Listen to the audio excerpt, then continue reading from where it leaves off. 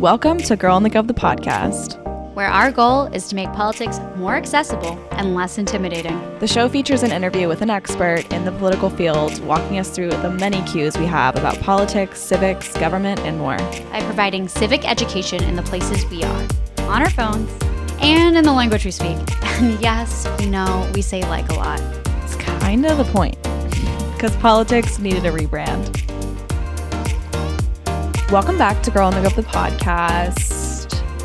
When you guys are listening to this, Samantha and I will be in this country's capital, Washington, D.C. We are here for a little conference moment. And of course, you know, there'll be content and all the things. So if anyone has any D.C.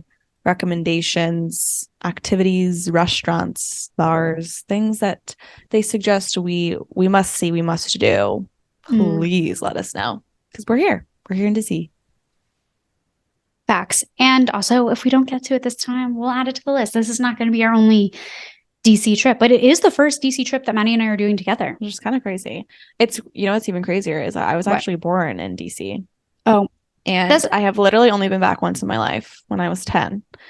And just given my career path, you know, it's just kind of crazy that I haven't been more. That is true. Well, okay. One comment followed by question is, you know how like everyone has their like favorite fun fact? I feel like that one is yours, because there I'm going to start a penny jar for every time I've heard that fact. Second is, what were you guys doing in DC back in the day? What do you mean? Like, why were we there? Yeah. My dad played soccer there. He played for the MLS team. Oh, that's sick. DC United. This explains the year soccer. I was born. Yep. He won the first MLS championship in DC when I was born. Safe to say, best year of his life. The 10-year was literally a 10-year anniversary of that championship. So literally like not even anything politically related. And we did do some like tourism activities when we went back, but like I don't really remember. 10, like that's so long ago. Yeah, it's weird. It's like an age where it's like you remember snippets. Like you're a person for sure, but it's like 16 snippets. years ago. Wild. Whoa, that's actually really weird. I was like thinking I was like maybe 22. I was like, oh, it's only been a little bit over 10 years since I've been there. No, like I'm going on 20 years since I've been there.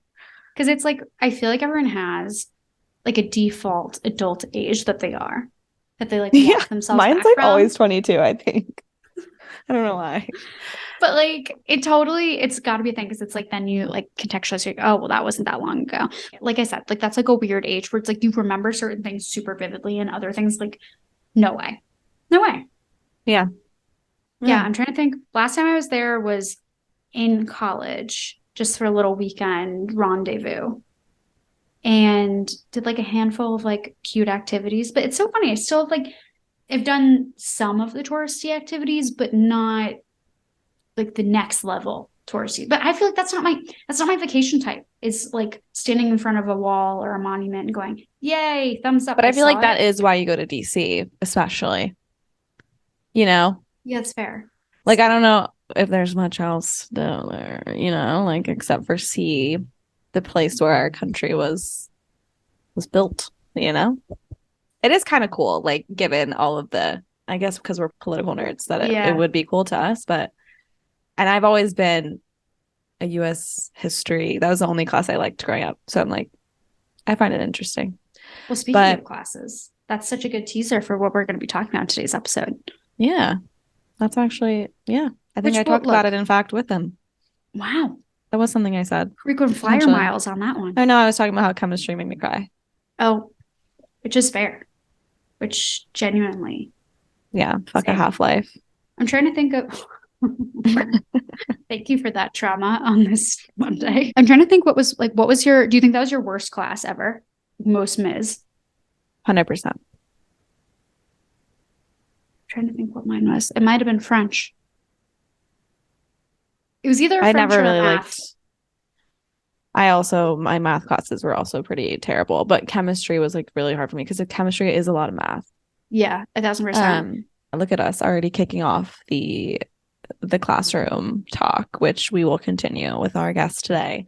But there is one little thing I just wanted to talk about, which was the Trump dinner with Kanye and Nick Fuentes, and just now seeing and hearing all of their commentary about the event is entertaining, and I just find it all very embarrassing for them. So let's just paint the picture really fast. It's chaos.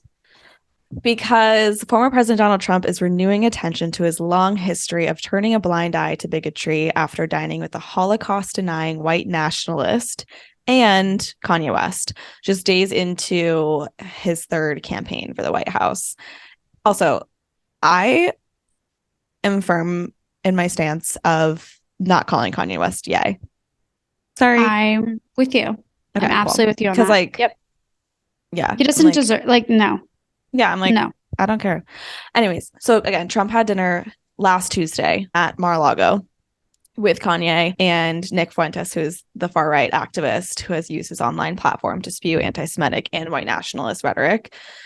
And then Trump, in a series of statements Friday, said he had never met and knew nothing about Fuentes before he arrived with Kanye at Mar-a-Lago. But Trump also did not acknowledge Fuentes' long history of racist and anti-Semitic remarks, nor did he denounce either man's defamatory statements. Trump wrote of Kanye, oh my God, how dare I, on his social media platform that, quote, "We got along great. He expressed no anti-Semitism, and I appreciated all of the nice things he said about me on Tucker Carlson." He added, "Why wouldn't I agree to meet?" That would be the equivalent of, like, literally someone being like, "Oh my God, I love your shoes," and being like, "Okay, so we should meet." Great. Yeah. Awesome. Yeah. Cool. I can't. So then Kanye shared details of the dinner in a video that he posted to his Twitter account on Thursday. Kanye said he had traveled to Florida to ask Trump to be his 2024 running mate. So Kanye wants to run for president. Trump wants to run for president. And Kanye actually thought with Trump's ego, he would be like, "Oh, okay, I'll be VP this time." Imagine. And so Kanye also said that the meeting had then grown heated, with Trump perturbed. Kanye said perturbed by his request, and Kanye angered by Trump's criticism of his estranged wife, Kim Kardashian. When Trump, this is Kanye said this, when Trump started basically screaming at me at the table, telling me I was going to lose. I mean, has that ever worked for anyone in history? Telling Ye that I'm going to lose? You're talking to Ye, said Kanye. Kanye also said Trump was really impressed with Nick Fuentes, whom he described as actually a loyalist, and said he asked Trump, "Why, when you had the chance, did you not free the January 6ers?" referring to the defendants who were alleged to have participated in the deadly insurrection on the U.S. Capitol on January 6, 2021. Trump kept denying that he knew Nick Fuentes. Fuentes said he did not mean to, like, get Trump in any trouble, and, like, by coming to the dinner, and, like, he just wants to protect Trump, basically. And Trump said Kanye should not run for president and that his followers should vote for Trump instead. So, have you ever seen the movie Dinner for Schmucks? No, but sounds great. Watch that movie, and then this is that. The way in which I would give all my toes on my left foot to be in this dinner, on a fly on the wall. Can you imagine? They're, like, yelling at each other by, like, who's gonna run for president. Of course, but, like, the thing is, I want to know if there was ketchup here. Like, that's really the biggest. Trump threw more ketchup on the wall. 1,000%. Like, has he been banned from, having ketchup around him? I just want to know what the scene of that situation is. This whole thing is just chaotic and a headache. Embarrassing for sure, for so many reasons, for so many people, including this country. But, like, I don't know. It's the game of who's more delusional. It's especially Kanye. So crazy. Like, Kanye, like, okay, this is giving no one credit, but for what it's worth, Trump, who notoriously has this big ego, like you were saying, who was actually president of the United States, God help us all, why would he be like, you know what? I'm going down a rank. Both are delusional. Sometimes it just amazes me on a daily basis that certain people on this earth exist, like what happens in their brains. Same. And these are all examples of people that I feel that way about. 100%. It's just so it's dinner for weird. schmucks, truly. And now add that to your movie. Well, tab. How do I watch those? I don't know. I did recently watch it. It might have been on Netflix. I forget. But oh my God, I just waiting for the SNL skit for sure. Even though it's already an SNL skit. It's an SNL skit. Like, this is the thing, and this is always the better light from the Trump presidency, was that it was so bad, it was so chaotic, and obviously so many terrible things were done, and not trying to take away from that, but some of it was just so absurd, it was funny. It is something times. You can look back, hopefully not quite yet, but we'll be able to look back when we're maybe old and gray and be like, I can't believe we lived through that. That was pretty fucking hilarious. Anyways, well, yeah, just needed to talk about that for a hot sec. That's fair. And before we get into this interview, which it is time for the interview. So do you want to introduce our fabulous guest today? I do. I'll even sit up for it. So this week's episode is with Nicholas Ferroni. He is an education activist and also a teacher. So you may know him from Instagram. I've seen him on TikTok as well. Anyways, we have such a interesting, in-depth, fun conversation, a little bit of trauma for Maddie about chemistry, as we mentioned. But anyways, about education policy, raising teachers' wages in this country, talking about the teacher shortage, talking about where education is in the US, where he thinks it's going to go, what we need to do, and all of those things. So let's get into it. So without further ado, here's Nicholas. You are an education activist, you are a teacher, and we got to know the background. How did you come to this career? How did you say, like, to yourself, like, teaching, this is for me. That's what we're doing. I mean, I wish I could say I wanted to be a teacher in high school. I think it's kind of karma. I feel like now I'm in education. My students are doing to me what I put my teachers through when I was in school. I always had amazing educators growing up. I mean, my kindergarten teacher was like my second mom. I had amazing history teachers. My coaches played a pivotal role. But I would be honest, Indiana Jones to me was the coolest person on the planet. And I'm like, that's what I'll do. I'm going to go on adventures during the weekend. I'll be that professor. I'll be that academic. And it's kind of like, that was kind of the inspiring moment. But I always loved history, and I was an art person as well. And I am who I am because of my teachers. So I felt like even though I didn't know it, somehow I was going to end up back in this position at some point, which I'm literally back at the high school I went to. Are you? Okay. Yes. I love that. That's awesome. Well, through some of your work too, you have developed Teach the Truth campaign. Can you kind of talk about that a little bit? What does it focus on? How did it come about? Well, it's interesting because obviously, I mean, growing up as a straight white man in like history class, it's like I was always convinced that straight white Christian men did everything. I didn't realize women did so much. I didn't know minority groups did so much because they're always footnotes in history. And the irony being, when we do discuss like even women for particular, we always discuss like the seamstress or the nurses. We don't talk about all the badass women who've contributed so much. And I was always kind of convinced that, everyone played a part, but of course, my group was so significant. So when I went to college, I went to Rutgers on a football scholarship, but I was always big into obviously cultural studies and history. And I took my first like women's studies course. And I remember learning about all these badass women throughout history. And my question was always the same. I'm like, if they did so much, why are they not in history books? Because to me, the litmus test for everything is history books. If they're not in history books, they mustn't have done anything. And I think most people kind of think that way. And I remember learning about people like Deborah Sampson, who fought in the American Revolution as a soldier, and Hedy Lamarr, who kind of invented Wi-Fi, and Victoria Woodhull was like the first woman to run for president in 1870s. And I remember learning about that. And I remember my professor, who was female, she's like, Nick's like, history is sexist. And I'm like, how could history be sexist? It's like just facts. And then she's like, the word history is sexist. And I'm like, how could a word be sexist? And she wrote the word history on the board. And it was the first time where she's like, his story. I mean, my mind was blown. I'm like, Yeah. my whole life that has been right in front of my face and I didn't realize it. And then I had the same experience when I had my first, Black history course. It Yeah. was the same concept where it made me realize that it's not what people did in history, it's who records history and who documents it, which kind of dictates so much. Mm-hmm. And I grew up in a very diverse community. My best friends were African American. So I was very diverse and very kind of included in everything.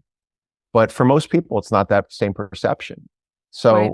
once I became a teacher, I realized that, and I've come to the assumption, and I think most people agree, we indirectly teach kids to be sexist, to be homophobic, to discriminate, because we downplay the roles of so many people in their contribution in history in general.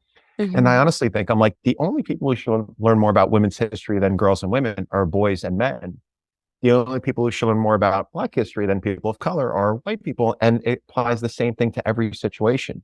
Because to me, history not only teaches empathy and understanding, but it proves that everyone contributed. And I feel like those stories are so powerful. Absolutely.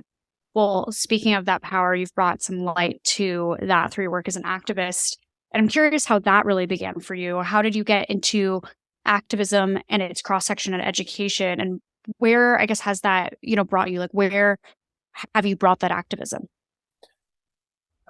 I mean, I will say this, like my mom would joke, she always knew I would help people because I was the kid who beat up somebody because they were stepping on ants and ants couldn't defend themselves. And I always was like the kid who would bully. I hate to say it, but I'd beat up the bully because I just didn't like when people were being oppressed or attacked or people couldn't defend themselves or not being helped out. For activism, again, like I've had a very good life. I've had a point of privilege my entire life. Because I am a certain way, because I look a certain way. Even a lot of my press, I am not the best historian in the world, but I know a lot of my work comes from my platform, what I do, my age, my demographic, and so on. So I felt like there was nothing better to do with my platform than to advocate for those who may not have the platform. I also think I hate to say it, but women have always been advocating for women's rights. You're not the problem. We are the problem. Like, men are the ones stripping. So it's like, I have to be the advocate. Same thing applies to race. I feel like I'm a part of a group has a history. Obviously things are better now, but has a history of limiting other groups. So I feel like as my role, it's not only an obligation, but it's what I should do to advocate for people, but also to be that role model for my students, to be that person for my students. I'll be the first to say I wasn't always the best person. I had toxic masculinity traits. I was the captain of the football team. I wasn't a horrible person, but I viewed women a certain way that I no longer do. Unfortunately, it took me having female students to get to that point. A man shouldn't wait to have a daughter to become a feminist, if very simply stated. Yeah. And I feel like it's just made me so much more active and proactive in that role to just try to level the playing field, but try to bring awareness to things that just because they're good doesn't mean we can't make them better. Totally. I love all of that. Well, we are going to dive into this topic of education much, much deeper. But before we do, we always like to take a step back and go into our I have a stupid question segment, which as the teacher, you're probably like, how dare you say that? But no such thing as stupid questions. No such thing. But we have a few just terms and things we want to run through to kind of get our foundational understanding of some of these things, and then we can dive deeper. But to kick it off, we want to talk about what is Common Core and where and how was this taught? Can you kind of explain what that really looks like? Oh, I mean, I could get deeply rooted in the history of the Common Core being promoted with, the Gates Foundation and promoted through governors to implement this Common Core as a federal standard for education.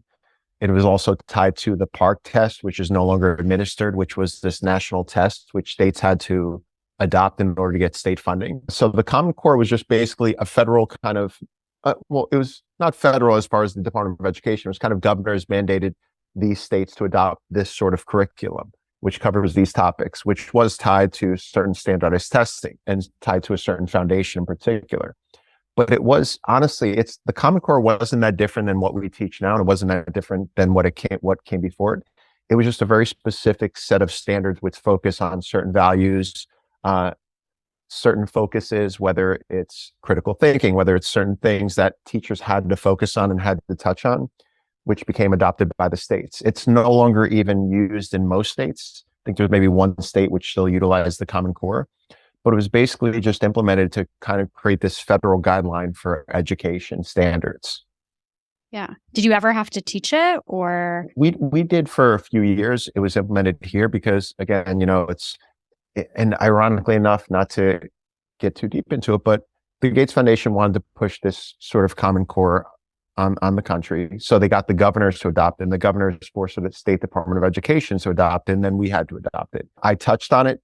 Did I change how I teach? Not so much. I still focused on the content I focused on, because it's insane for me to think that anybody can tell every state what to teach or what's important to that state, depending, because every state has different needs. Every student has different needs.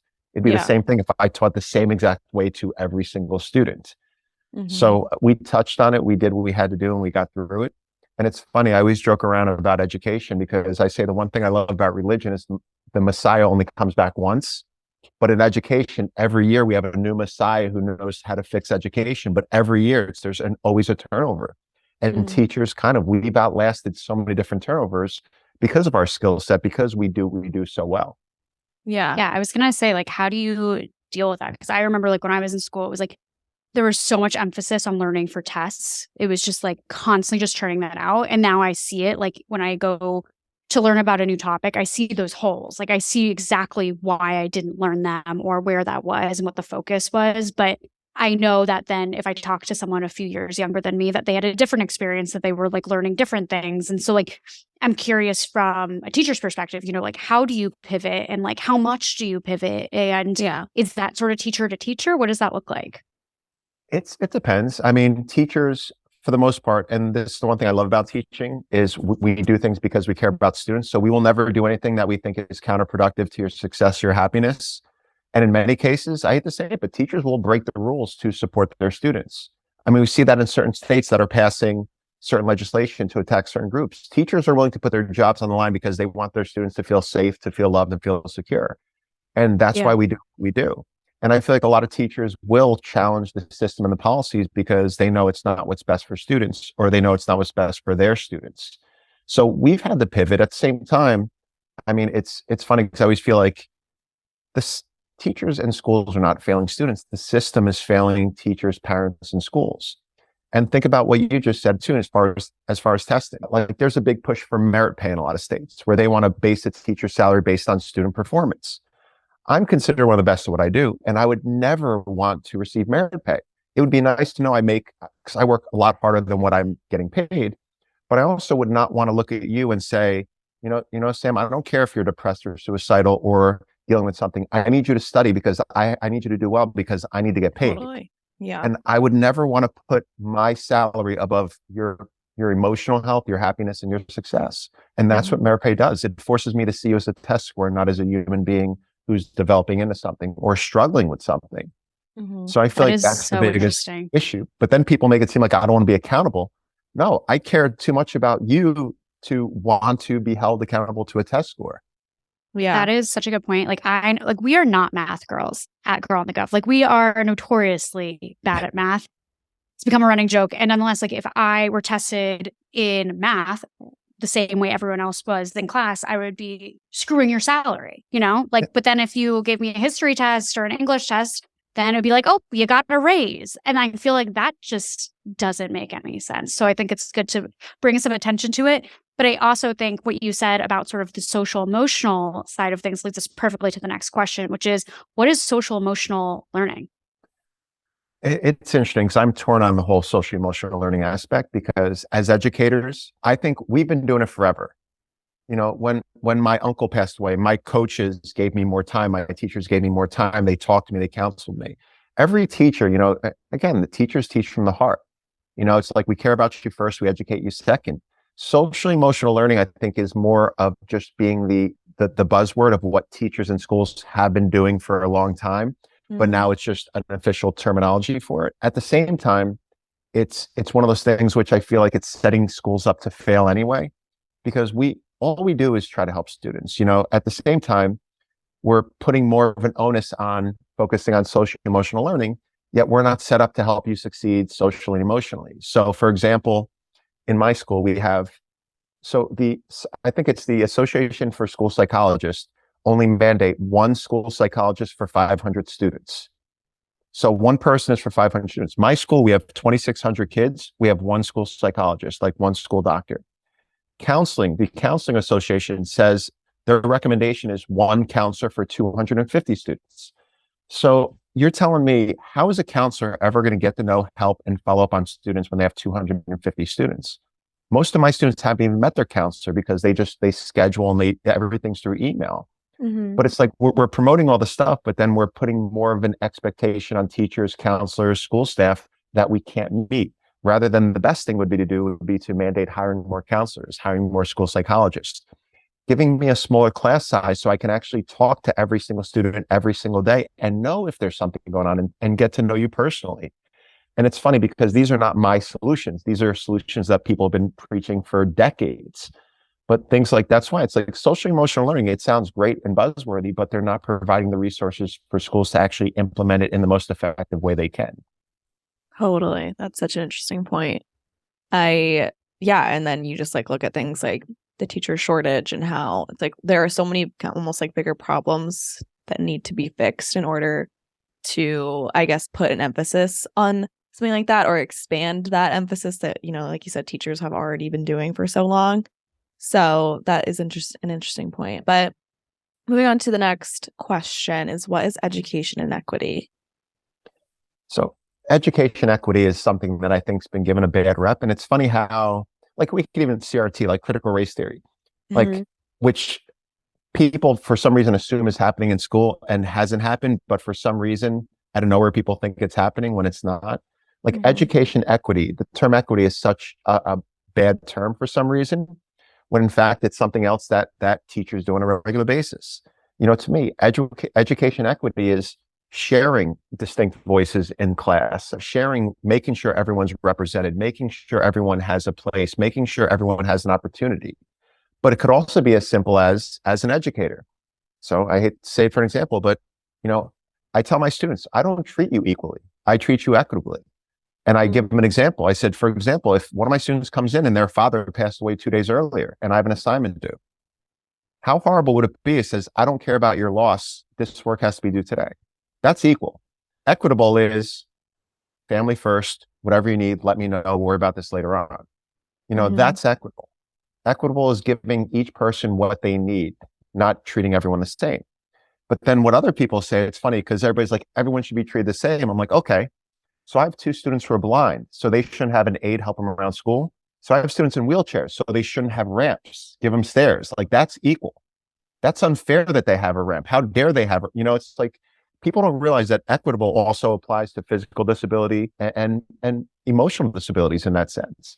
So equitable is not just about teaching about race or gender or sexuality or anything like that. Equitable applies to so many different facets that public schools offer students that they're not equal, but absolutely. You tell someone that a person in a wheelchair shouldn't have a ramp, that's basically what they're saying when they say, equity is a bad thing. No, without equity, there wouldn't be opportunity for those students. It's an access element of it more than anything. It's like access to the education, access to the resources. That's really like where it comes in. But I am curious to your point about like it having sort of a bad connotation. Is there anything specific that you can sort of hang your hat on about that? Like, where did it like all go wrong for the term equity? Well, it's interesting because I'm completely independent politically wise. Obviously, I like certain views that lean to one side because they're more supportive of public education, not privatizing, which is what I believe in. At the same time, it's funny because teachers have become very demonized over the last few years. And I'm a good teacher. All I do is meet amazing teachers who give their hearts and souls and money every single day to their students. And they're getting attacked as being horrible people who do not care. And it's solely for political reasons because they're a target. I also point out that in the 1950s and 60s, educators were called communists because they wanted to integrate schools. They were called communists. How dare you force your education, your equity, this integration on us? White schools only. And the irony being, fast forward to the present day, now people are attacking schools because we're teaching about Black history. Not about CRT, just about basic Black history. Things that kids should learn about. When no one's asking Black parents how they felt about learning about white history for the longest time. And this goes back to the teach the truth aspect of it. To me, it doesn't, I mean, even take an aspect of slavery. Learning about slavery did not make me hate myself, because it just made me more empathetic that one group struggled a lot, and we should dismantle the system that this built up. It made me empathetic. Just like every kid in America learns about the American Revolution. Do you hate British people? No, we don't hate British people. And Just every their food. kid learns Just about the their Boston food. Massacre and everything. We don't go around like hating British people. Right. So to me, when it comes to education, people are trying to, and I hate to say it, there are three kinds of people trying to use that terminology or use the attacks. People who wanted to fund public education to profit off it, to privatize it. People who have a political agenda who are using it to get votes because they want to scare parents. And the third are people who are so ignorant, they're buying into 1 and 2. They're buying into the first and second groups. Because a lot of what's happening, it's just, to me, it's insane that I have librarians who are buying books for kids. Parents are showing up to board meetings attacking them because they have a book about a rainbow, which has nothing to do about anything. But it's become so political. And I hate to say it, but public schools are for everybody. If you don't like what's going on in public school, homeschool or private school, that's what they're for. You know, public schools are for common good.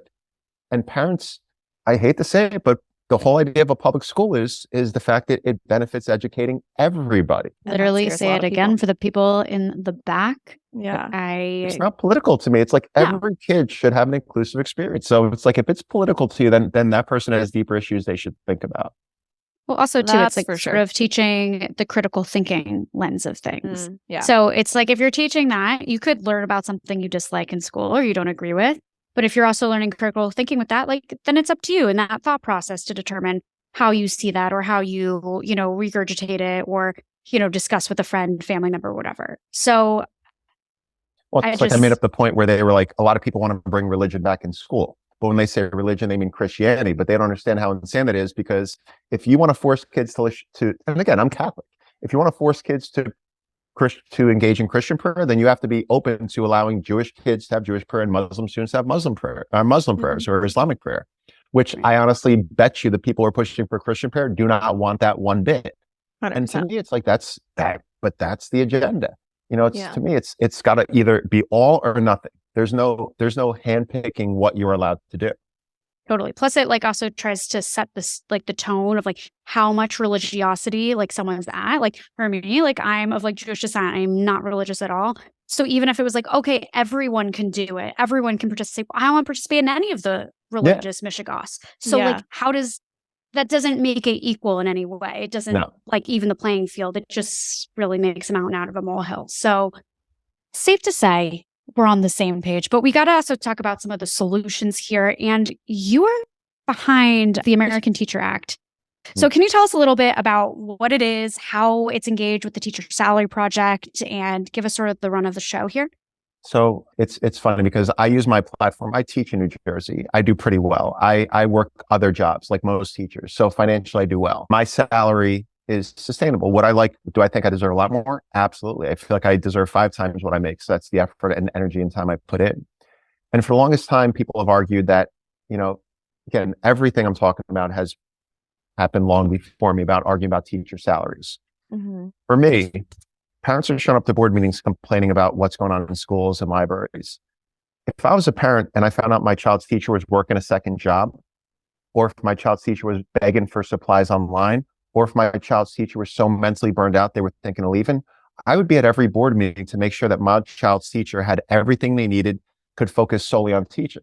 But for some reason, we've accepted the fact that teachers have become martyrs, that they're expected to work extra jobs, that they're expected to accept the low pay, that they're expected to get their supplies. And I'll be honest, I didn't experience sexism until I became a teacher, because teaching is predominantly female, and we do not value the work of a woman. It is considered a hobby. Even though teaching is considered one of the most important professions, it is the only important profession where you have to work other professions just to continue doing your main one. And like, to me, that is the selling fact on how, if teaching was 78% men, it would be a 6-figure job. I shouldn't have to become an administrator to support a family on a teaching salary. I don't want to leave the classroom. So for the longest time, there have been people who've been pushing bills or trying to push bills through that increased teacher pay. It is definitely more of a local issue, not even a state issue. It's local. Because if I taught 2 towns over from where I live, I'd make $100,000 instead of 75. So there is obviously discrepancies depending on cost of living and other factors. This bill, which the Teacher Salary Project, these amazing former educators, I feel like if you ever want to get anything done, you got to ask moms or former teachers. They're the two most powerful groups and the two most intelligent, proactive, aggressive groups, like Moms Demand Action, which is an amazing organization. But the Teacher Salary Project, Ellen Sharon, Nina Vay Caligari, Bob Willoughby, three former, and Catherine Bassett, New Jersey teacher, four people created this policy, wrote it up, reached out to Congress people, been pushing it for a long time, got Frederica Wilson of Florida to sponsor it. We're now seeking a Republican co-sponsor because we want to be bipartisan. The sole premise of it is to establish a federal minimum wage of $60,000 a year, which is still nothing. And again, in certain states, I think the average starting salary is like 40 something thousand. It wouldn't affect me. It also doesn't affect veteran teachers, which I understand veteran teachers are going to say, well, what about me? And we can't help everybody. We have to kind of pick and choose our battles. But the goal of this is to create a federal minimum wage, to provide more resources for teachers so they don't have to spend their own money, and to create a pay scale so that way districts can increase what they're paying their teachers. Plus to focus on recruitment and retention. So it's going to start campaigns to focus on recruiting teachers. We shouldn't be begging people to go into one of the most grateful, one of the most empowering professions there is. But I think teaching is like out of starting salaries for college majors, teaching is like 43rd. So there's 42 other college majors which pay better starting than teachers. And I think that has to change. So the American Teacher Act is a starting point to just bring awareness to, let's just set the foundation at 60,000. So that way other states already met that. I think Delaware's already started 60,000. New Mexico's already started a minimum salary of 60,000. Other states are doing it. But this kind of just works as a federal level. And then from there, we could focus on current teacher pay and other aspects of education. Yeah, absolutely. Well, you mentioned teacher retention, and obviously, low salaries is one piece of that. Can you kind of also share the backstory of why we're having issues with teacher retention across the country beyond just, even salary? It pays important. Yeah. But for the longest time, again, as teachers, I hate to say it, but we've been turned into martyrs to a certain extent where it's always for the kids. Like sacrifice your life and your livelihood for the kids. And the reason we do this is for the kids. That if it wasn't for the kids, there wouldn't be a single teacher left. So there have been all these problems. Like there's always been a high teacher turnover, but the pandemic kind of exasperated everything because it further exposed all the expectations of teachers. And then it added on 100 new more responsibilities that were impossible to meet. I mean, teacher mental health was destroyed during the pandemic because of everything we were going through.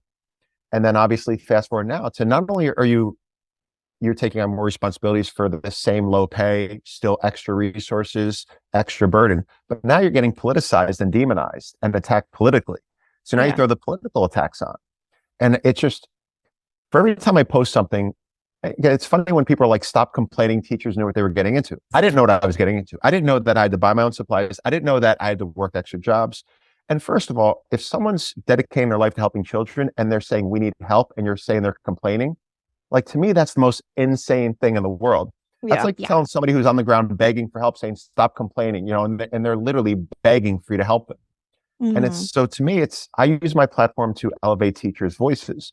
But for every time I post something, I get 100 messages of teachers saying, I just turned in my resignation. I can't post it. I can't do it anymore. I miss my kids. I miss my students so much, and it breaks my heart because when teachers say they're leaving teaching is the toughest decision they've ever had to make, it is. Because to me, it's like, I would have left teaching 10 years ago if not for my students. I can make a lot more money doing 100 other things, but I love teaching. I always say this, I love teaching. I hate being a teacher. Teaching gives me life. Being a teacher is sucking the life out of me. And I think only teachers could fully understand that. So now everything has been exasperated. And now what states are doing is they're lowering the standard for teachers to get people in, which again, would you want to get on a plane with a pilot who passed this a quick program to become a pilot? Would you let someone perform surgery on you who went through a speedy program on it?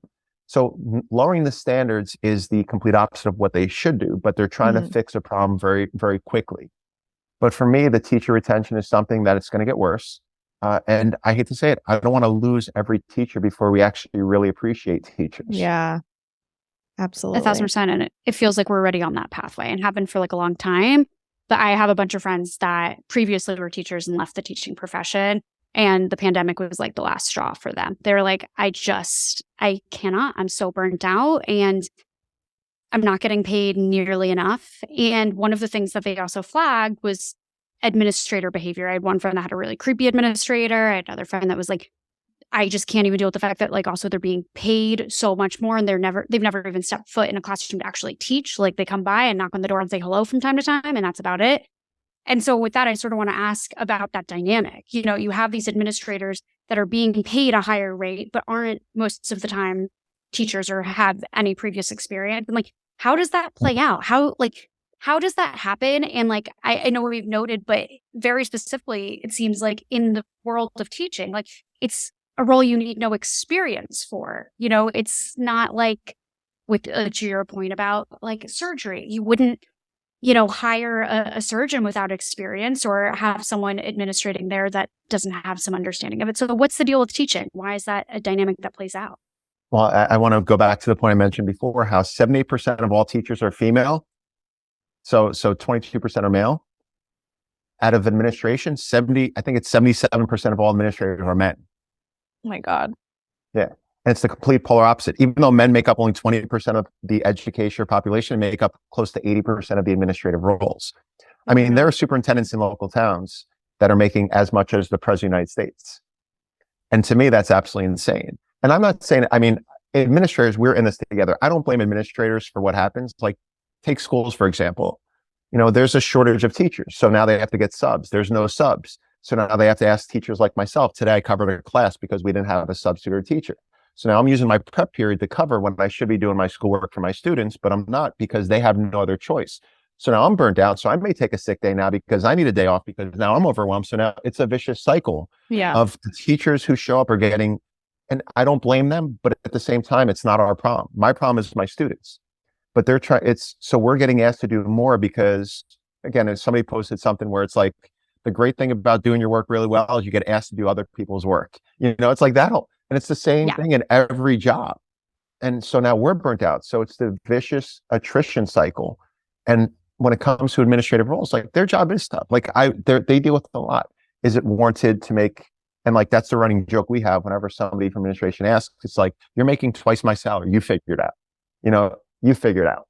And it's at the same time, we are in this together. Right. So I would argue more about superintendent salaries, because to me, it's like local superintendents making $500,000 and then making as much as, or if not more than the president. In some states, it's like one of the highest paid public positions outside of like a college football coach. To me, that's an insane thing. But again, that's why men leave teaching to become administrators. I don't want to leave teaching to become administrator so I could support a family on an education salary. But it's an interesting dynamic. And there is a battle at times because we're trying to do our job, they're trying to do theirs. And sometimes they do conflict.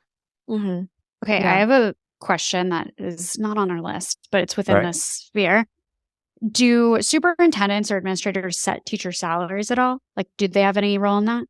They don't. The Board of Ed usually tends to do that, or the union will negotiate with the Board of Ed and the Board of Ed will approve the teacher salary or the district salary.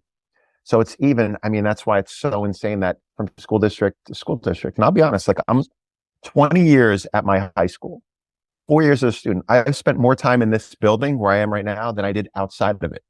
And I've been offered opportunities to make more money leaving school districts. And the only thing that's keeping me here is loyalty. But at this point now in my life, I'm like, loyalty only takes you, they're not being loyal to me. So why should I be loyal to them? Yeah. And that's kind of the point. And we've lost a few teachers this year who are 20 years in this district because other districts are offering more money. Right. And to me, it's like, if there's openings in your district, it's probably not a good district to work for. Right. Because there shouldn't be openings. It's like, if you have a turnover in your business, you're probably not a good leader. You probably got to reevaluate your business model. People should be begging to work for you and people should be staying when they do get a job with you. And to me, that's the ultimate sign of a district. How many openings do they have and what's the turnover? Yeah.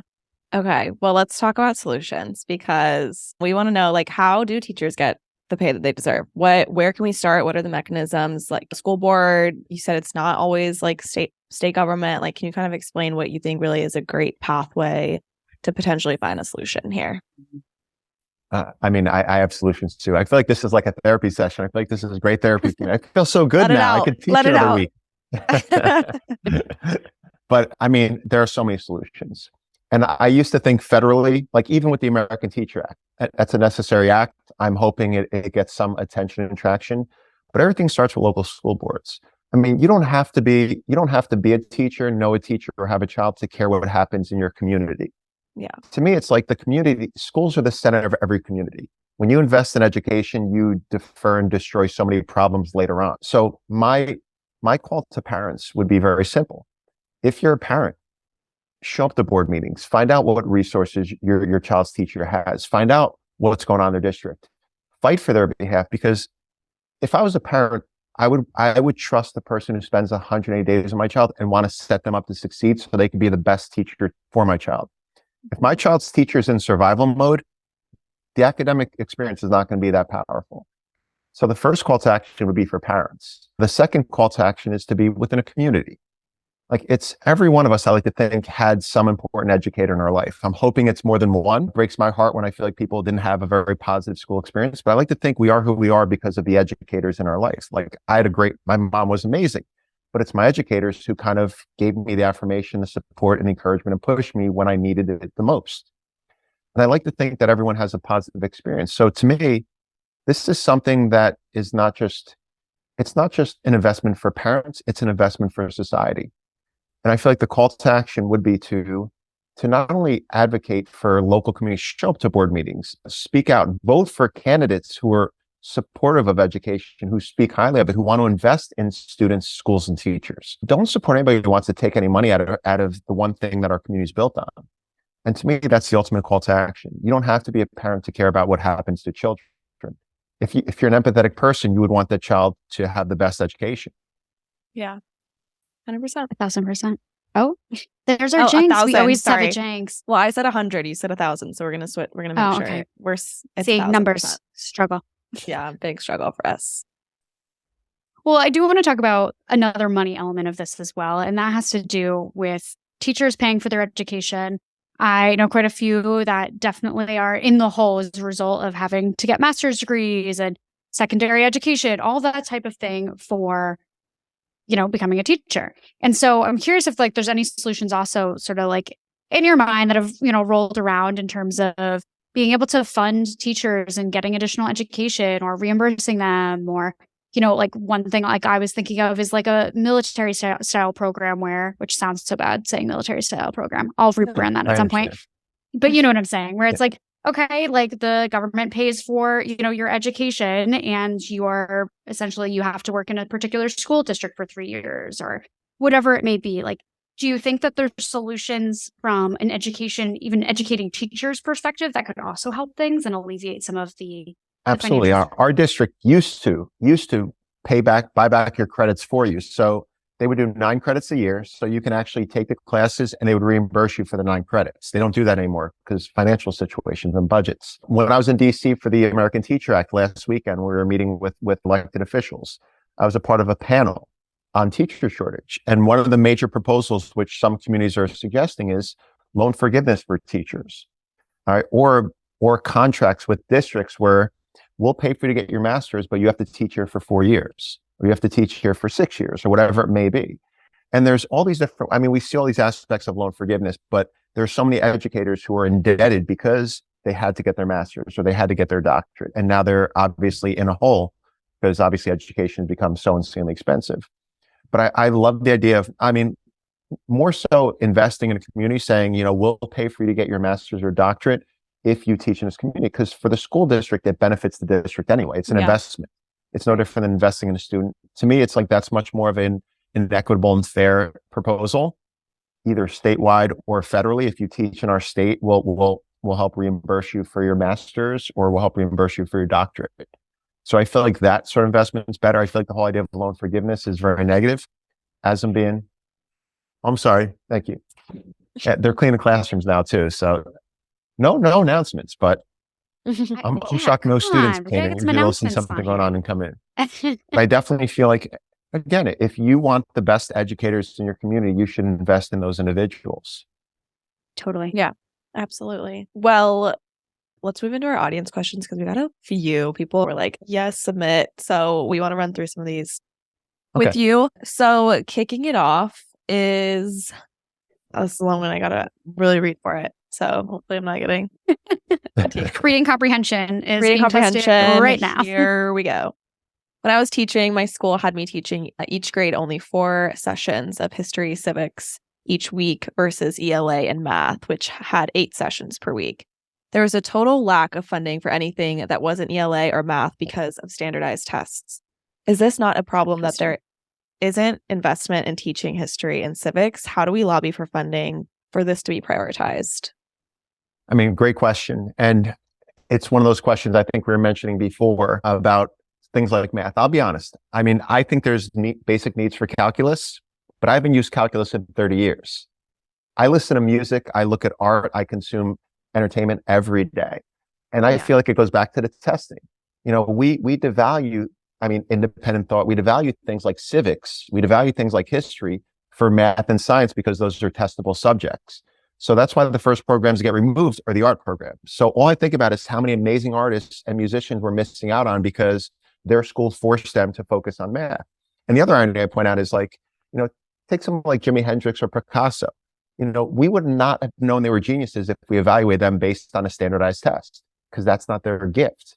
And it's like, I know so many students who are not good test takers, or so many people who are not good test takers who are now the best at what they do, who are multimillionaires, insanely successful. Yeah. And I think we have to reevaluate the system in general, because if we put so much onus on testing, we're going to continue to lose the civics, the history, the art, the culture classes, which to me are more important for life than, calculus and algebra. Unless I'm going to become a scientist or a biophysicist or anything along those lines, you don't really need those subjects.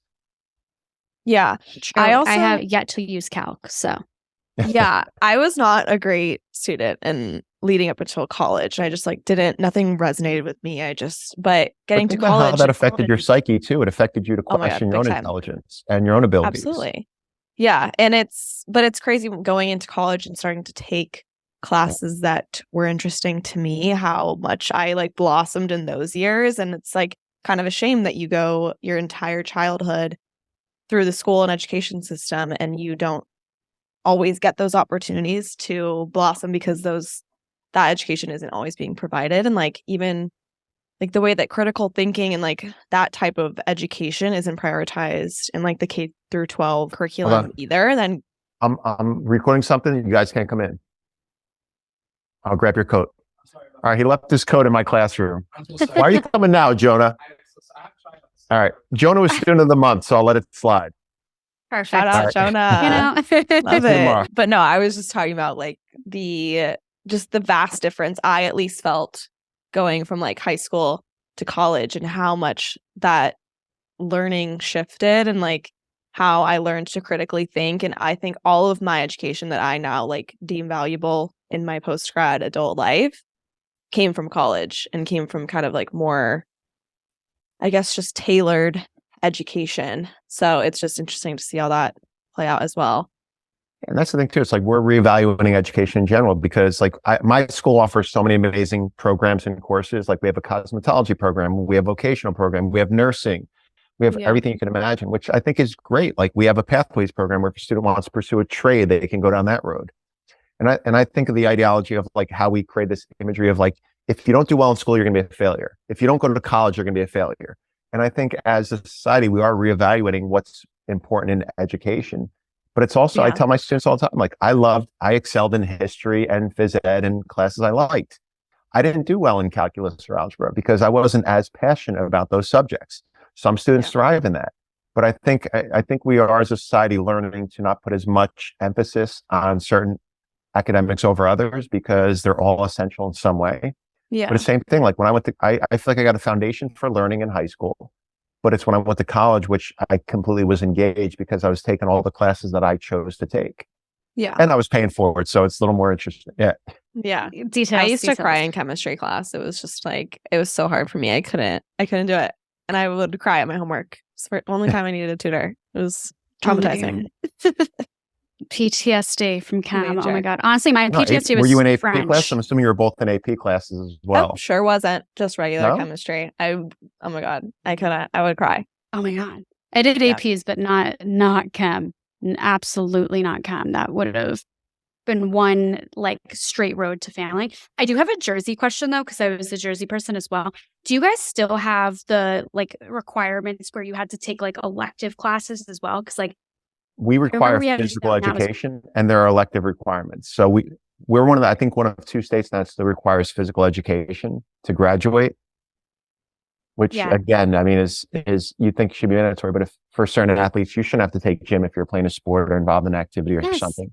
That's Thank how you. my I school literally was. played sports all year, and I was like, "Why? I'm gonna get injured in gym because some schmuck is gonna like volleyball slam in my face, and then I'm not gonna be able to be on the lacrosse." It just, oh my God, I would rant about that all the time. Although pickleball was a great unit, so you know, say la vie. Interesting. Okay, I was curious if you guys still had that. I do have one more audience question, and that is, why isn't there funding for needed resources so often? For example, para-educators, which are vital but paid hourly. And that's the conversation that came up too in the bill. Where power is going to be included in the bill, and we weren't able to tackle that too, just because contractually their contracts are different than teachers. I mean, aides, paras, everything in class support. We call them ICS teachers, in class support. They're so underpaid. Special education teachers tend to be underpaid. So there's so many other aspects that need to be tackled in education because again, and I hate to say it, but unions do dictate a lot. So what their unions willing to fight for and what their unions willing to give up. And the budget is so limited that some of the resources are allocated to one group much more than the other. So I mean, I will say with my heart of hearts that paras and aides are so underpaid. At the same time, it's one of those things that it has to be addressed the same way the teacher pay has to be addressed. And it's like, I have so many friends who, because every time I mention the American Teacher Act, everyone's like, are powers included?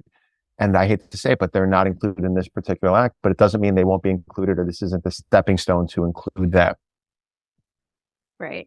I asked just a technical question, like, are special education teachers qualified differently than like, what would be not like a regular teacher, like teacher, like, is there also a terminology in there? I don't want to mess it up. No, you're correct. There's special ed teachers who are special ed certified and regular ed certified, so they can teach both. I mean, I honestly, any one of my students who pursues education, I tell them to get dual certified because they'll guarantee their job, because sadly, it means that they could pay you for one job instead of paying 2 other people. So they have a special ed certified and a regular ed certified. So they could have students with IEPs, which are individual education plans in your class, and they don't need a special ed teacher in there too. So they'll benefit from hiring one person for 2 jobs, which again is also a problem if you're doing 2 jobs. But special ed cert is technically different from regular ed certification. Got it. Interesting. Well, lots of work to do. Yeah, lots of work to do. What's your like prognosis for what will happen with teacher pay, retention, and like the next few years? Sort of like a closing note. My optimistic side is we'll reinvest in education, we'll support teachers, we'll support schools, we'll reevaluate how society treats and values its educators. My pessimistic side is like you've been in a relationship before. Have you ever told someone to fix something and they fixed it right away? Or did you have to leave them before they realized you were serious about it? Like, I don't want to come to the point where we have to break up and everybody leave teaching before they realize that there's a problem that needs to be fixed.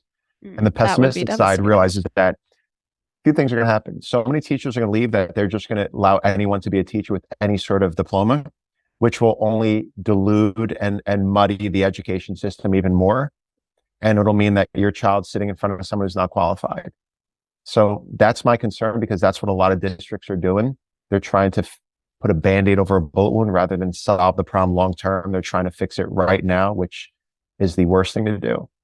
But I mean, I'm in this profession for the long haul. If I leave teaching, it's not because of the students, even though them being on their phones is my biggest headache every damn day. If I could just get rid of cell phones, that's the biggest nightmare. Why do I feel like we've had a teacher say that on this show before? Haven't we? Or did I just have the biggest deja vu moment ever? Because I swear we've heard that before. But I'm sure you've heard that. It's over a universal. Yes. I've been a student who's gotten their phone taken away. So me too. I Guilty. show my students all the time, all the studies that show when you are not on your cell phone, you perform academically much better. Schools that ban cell phones outperform schools that do not. And it's there's so many things. First, a kid not being mentally ready to handle social media when they're in middle school. You know, we see anxiety go up, depression, girls with body image issues. Everything says stay off your phone, but it's that addictive thing. And I always joke around. It's like, they tell teachers, be more engaging. You know, that's like me telling, I hate to say it, but me telling a heroin addict who has heroin in front of him saying, look at me, don't look at the drug that you are addicted to. Yeah. And it's so like, that's my big problem. I'm sorry, I digress. Back to education. No. There was a tangent for sure if that was necessary. I mean, again, I love what I do. I love seeing my students succeed. I love interacting in their lives. Every teacher does. And the fact that so many people are leaving their dream jobs should scare everyone. That is the learning loss everyone should be talking about. Totally. Well, to end, can you first give people, I guess, anything that they can do to kind of help some of these things that we talked about, whether that's, you know, get involved with their local government or beyond, different action items that might be an easy first step to kind of help these issues that we talked about, and then also tell everyone where they can find you on social and all the things. I know it sounds like a broken record. I know everyone's life is so complicated, but board meetings are often even on Zoom nowadays. So I would say find out your local board meeting, find out your local board members. If there's a board election, actually look into seeing what their interest is, what their plan is, what they care about. Because people don't realize how powerful the Board of Education is within a local community. They make a lot of decisions. They have a lot of control. So it would be to either attend a board meeting, watch a board meeting, and vote for people who you think are going to put that school district in the best opportunity to succeed. And people who are not living off fear, people who actually have positive ideas, who know, have or want to inflict some positive change. As far as finding me, at Nicholas Ferroni for Instagram and Twitter, Nicholas Ferroni. And as much as I'm making fun of cell phones, at Mr. Ferroni on TikTok. And the only reason I have a TikTok was because one of my students made me get a TikTok because I allowed them to make TikToks for class. So we actually do use TikTok. I'm like, if they're going to be on their phones, I'm going to take the fun out of everything that they're doing. So they have to analyze historical TikToks. They have to make historical TikToks. They have to smart. try to make them media literate, trying to make them aware of the content they're consuming. That's huge. Also, like that's part of the future too, is like sometimes you do have to educate around the phones and how to use them properly instead of maybe taking them away as well. I think that's super smart. And meeting people where they are, which is definitely something we talk about all the time. So we got you on that. Yes. And also, like, just TikToks. Like, do they see you on TikTok? Like, does this happen? Like, do you pop up on their For You page? They do, and they joke around a lot about it because the irony, the students who had me make one are now upset because I have a stronger following they do. But at the same time, I get them opportunities because of TikTok. Like I had a few of my students last year, BuzzFeed I got them paid by BuzzFeed to analyze TikToks about school and to do stuff like that. So cool. I exploit every opportunity I have and every resource to give them opportunity and give them experiences that I think will help them later on in life. So it's definitely a part of our class, but it's, again, like I'm here to see them do well. And if I can use my platform to elevate them and promote them, I gladly will. Amen. Love it. Amen. Amazing. Well, thank you so much for chatting with us and getting this conversation going around teacher pay, solutions around education, and more. And we look forward to having you back on. Yeah, just to completely fully trigger you, I'm going to send you both over my last quiz, and I do expect it back in an hour. Oh my God. How you don't rude. understand how triggering that is for me. Oh my God. Guys, I was the worst. Honestly, do send it over. I'm kind of curious to see how I do. Thank you. Yeah.